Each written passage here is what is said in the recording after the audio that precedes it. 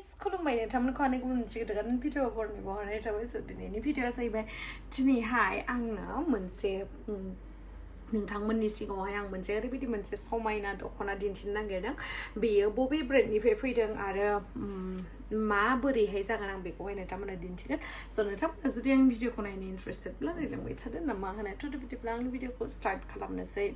hello ओमफ्राय guys नायलाय बोरैबा सिन जाजोब्बाय आरोना सान्दुं खामनाया बिखुंथिंबो माने मोखाङावबो नै आखायाबो नायलाय जा गोसोम गोसोम ओरैनो सोमज्रोज्रोखा आङो अब्लाबो सान्दुं खामनायनियाथ' बोरैबा एक्सट्रा कालार जायो आरोना नैबे बेलेगनि आलदा आलदा जागासिनो आरो स' दायो आङो नोंथांमोननो दिन्थिनो आंनो मोनसे बुस्थु हरदों आरोना बिथांमोना नै thank you for being there for us your kindness and support means the world to me from Mohor Brand Dokhona Mohor Brand निफ्राय हरदों दख'नाया ओमफ्राय आं नोंथांमोननो दायो दिन्थिनोसै माबोरैहाय दख'नाया जि मोजां नै लावदुमजों आंजों फट'खौहाय बोरै खालामनानै हरदों थेंक इउ स' माच महर ब्रेन्ड एसेबां अननाय होनायनि थाखाय आरो नोंथांमोननोबो आङो बिराद दिन्थिनो थाखाय एक्साइटेड महर ब्रेन्डनि दख'नाया माबोरैहाय जायो स' नोंथांमोननो दिन्थिनो आं फैदो नै दख'नाया जा मोजांखा आरोना ग्रीन कालारनि नै जा समायनाखा बाथ' कालार पुरा पेरट ग्रीन आरोना नै बेयावहाय लिरनाय दङ महर brand let your confidence shine जा मोजां नुखादों आङो स' आं दायो नोंथांमोननो गाननानै दिन्थिनो कालारखौ माने बिदि नुखो भिडिअआव रियेलावथ' बिराद माबाथार दाथिथार अ नै बिदिसो कालारा दहाय बोरैबा जादोंमोन नै बेबायदि आरो कालारा नै गाइस लकेशना जाहैबाय बेंटल गेट नियार NH27 हाइवे बाजार साइड ओमफ्राय POआ जाहैबाय सापागुरि डिस्ट्रिक्टआ जाहैबाय चिरां बिटिआर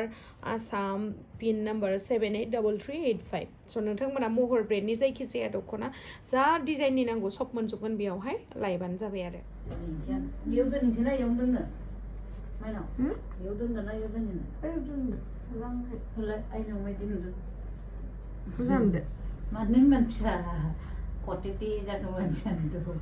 आङो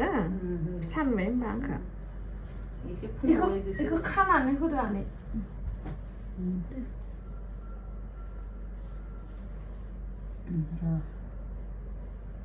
खानायखौ खाथबलांसिस नामा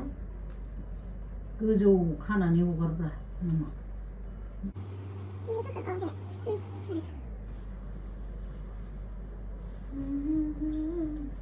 मोजांथार दख'नाया गाननो ओंखायनोथ' जि फसायखुमाबाय दंथारो आंबा मोजां नुदो नोंनो होनानैसै दे होनबा बे साइजखा दख'नाया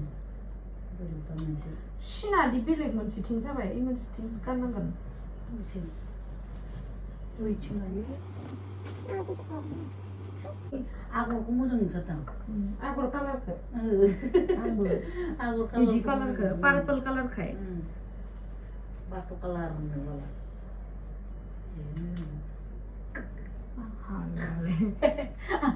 दख'नाफोरखौ मानो इमान मोजां मोजां ओंखारोब्रा मिथियाब्रा गोदोसो जागोन जाबाय जायाखै दे नोंनिया बेसे जाखो सुफायलाय आं सुला आं ओंखाम जायाखै दिनै जानाय बायदिसो मोनबाय दं ओंखाम जायाखै जानोसै ओंखामखौनो जानाय बायदि मोनदोब्रा बावबाय ओंखामखौनो बेसे बारा जायाखैथ' ओइ खमायलायबाय दां 55ल' जालायबाय माङैल'सो जादोंमोन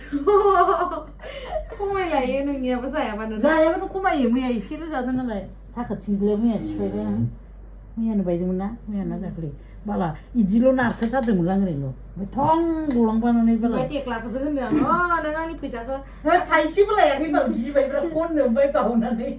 नोङो टेक्लाखौ आं होनबायब्रा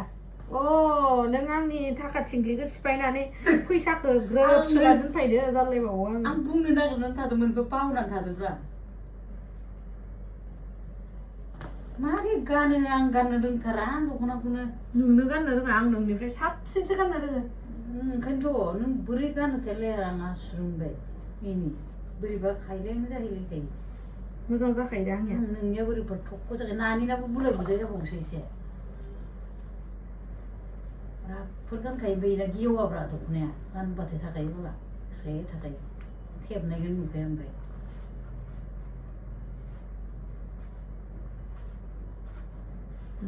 जाखाबाय दा जाबाय बोरैबा मोनसे ख्रे गानखायो बाला क्या से क्या हो गया मोजां दा मानसिया फिसा जानायजों दाबो खिथुबो गैला उदैबो गैला जेबो गैखाला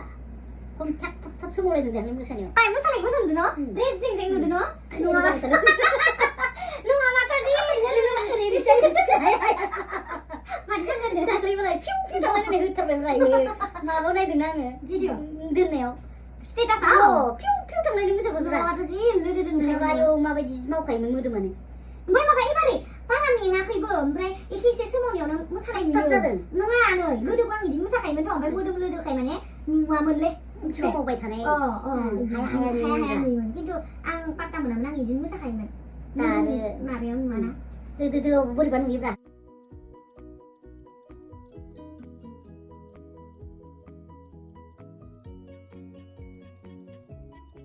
जा मोजांखा जा फसायदों आं आयौ जा ग्रोब थादों आरोना दा माला सालाखौ गाननानै लानोसै ओमफ्रायहाय नोंथांमोननो दिन्थिगासिनो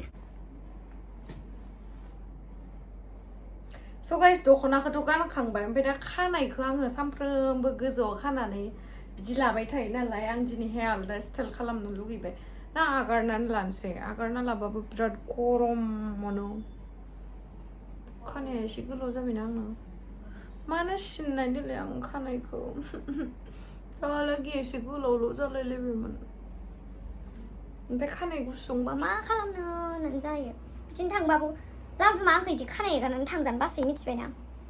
बिदि खानाय एगारनानै थांबा मा होनो आं गथ'थ'जों सोरबा गथ'थ'जों फैनाय फैसा मोनो जासै आरो ओमफ्राय दा आं मा खालामनानै थांनांगोन दे सोरखौ सोंबावनांगौ आं जाबाय बांद्राय जाबाय माबाया बांद्राय जाबाय मा होनो नाटकआ ओमफ्राय आं दायो मा गाननानै थांनो देलाय माबायदि डिजाइन खालामबावनो आङो गावनो मिथिला टिं टिं टिं टिं आं बायदि रावबो गैया नालाय इमान गिदिर जानांगौ गथ' उन्दै बायदि मा होनो आङो दायो खानायखौ बिदिनो आगारनानै थांसै नामा ना बिदि खाखोनानै थांनांगौ मोखाङानो बेसेबा गिदिर बिदिसो खाखोना थांसैदां इदिसो खाना थांसैदां बायजोबसिगोन आंनि फना सेस स' गाइस नै आङो ओंखारखांबाय माने आं खानायखौ खालायबाय आरोना माने गरमथार आं बास जेबो डिजाइन खालामनो गोसो गैया आङो स' दायो आं मोननैसो रिल्स बानायनानै लानोसै ओमफ्राय बिनि उनावहाय आं नोंथांमोनखौहाय लोगो मोनगोन स' गाइस नै दायो आङो रेडि जाबाय दायो एसे रिल्स बानायनानै लानोसै आरोना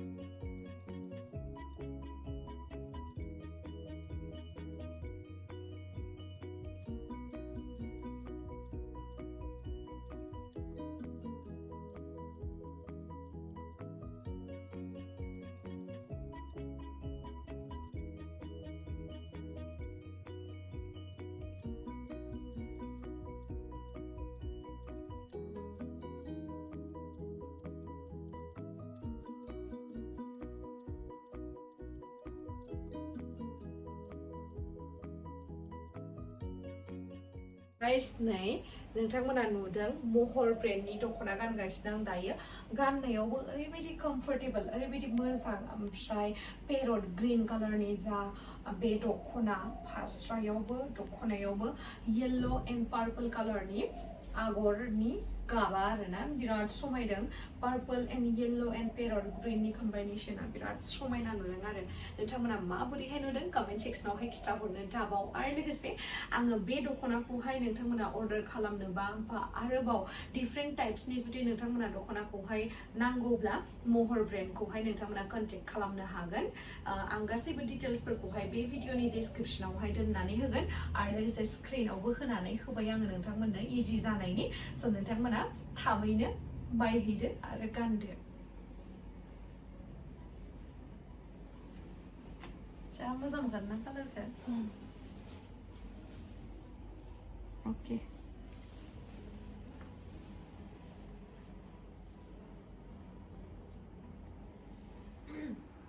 स' दायो आं नोंथांमोननो मोनसे खौरां फोरमायनो सानदों बेनो जाहैबाय अन्थाइबारि माया क्लाब लाइब्रेरिजों खुंफुंजानो गोनां मार्टार्स दि जाब्रां फुटबल टुर्नामेन्टखौहाय 15 अक्ट'बर खालार खालि खुंफुंनाय जासिगोन आरोना जागायजेनसिगोन ओमफ्राय बे दिनानो अपेनिं जागोन नालाय स' बेयावहाय आंजों लोगोसे आंनि डान्स ग्रुपबो बेयावहाय पारफर्म खालामहैगोन आरो बेजों लोगोसे मोजांसिन बाथ्रायानो जाहैबाय जोंनि दा बर' जा सावथुन जांख्रिथायनि थैसाम बेखौबो दिन्थिफुंनाय जागोन स' आसा खालामो नोंथांमोना बयबो फैगोन आंनि पारफर्मेन्सखौहाय नायगोन आरो लोगोसे आंजोंहाय लोगो हमफैगोन आरो बेजोंनो लोगोसे जांख्रिथायनि मुभिखौबो नुखागोन आरोना स' नोंथांमोना बयबो फैबानो जाबाय लोगो मोनगोन गासिखौबो